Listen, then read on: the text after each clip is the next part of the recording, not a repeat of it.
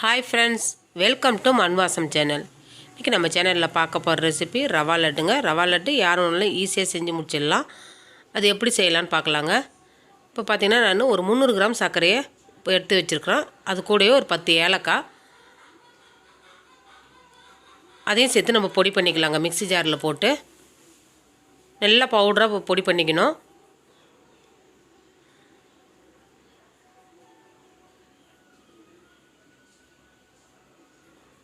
இந்த அளவுக்கு பொடி பண்ணிக்கணுங்க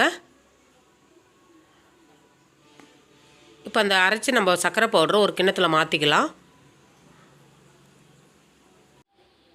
இப்போ கேஸ் ஆன் பண்ணிட்டு ஒரு கடாய் வச்சுக்கங்க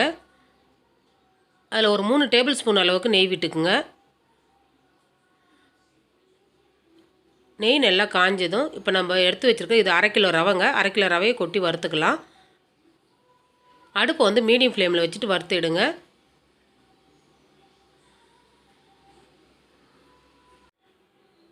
இந்த ரவா லட்டு பாத்தீங்கன்னா யாராலும் சீக்கிரமா செஞ்சு முடிச்சிடலாங்க ரவை வறுத்து எடுத்துட்டாலே போதும் லட்டு சீக்கிரமா ரெடி பண்ணிடலாம்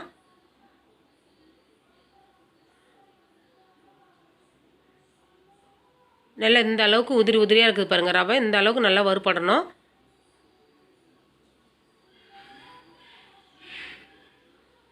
இப்போ ஒரு பிளேட்ல மாத்திக்கலாங்க வறுத்த ரவையை ஒரு பிளேட்ல மாத்திக்கலாம்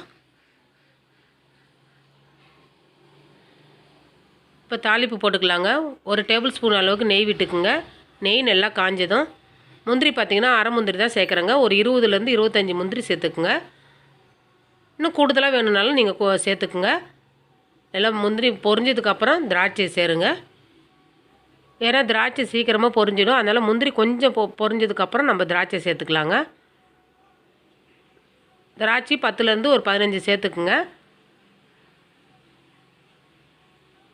இந்த அளவுக்கு பொரிஞ்சது இப்போ நம்ம வறுத்து வச்சிருக்கிற ரவையில சேர்த்துக்கலாங்க இதையும்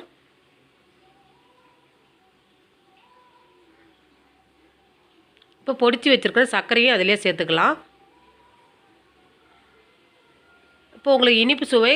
கொஞ்சம் அதிகமாக வேணும்னா 300 கிராம் போடுங்க இல்லை கரெக்டாக வேணும்னா ஒரு 250 கிராம் போட்டுக்குங்க கரெக்டாக இருக்கும் அளவு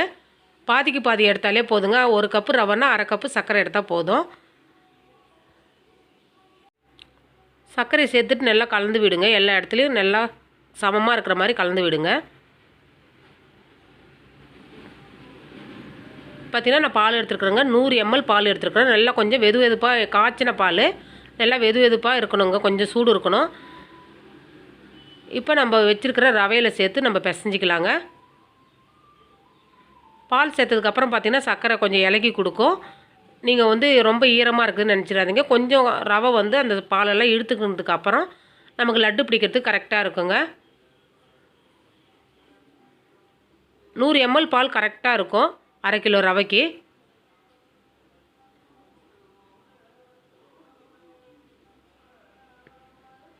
அவ்வளவுதாங்க கலந்ததுக்கு அப்புறம் லட்டு பிடிச்சிக்க வேண்டியதுதாங்க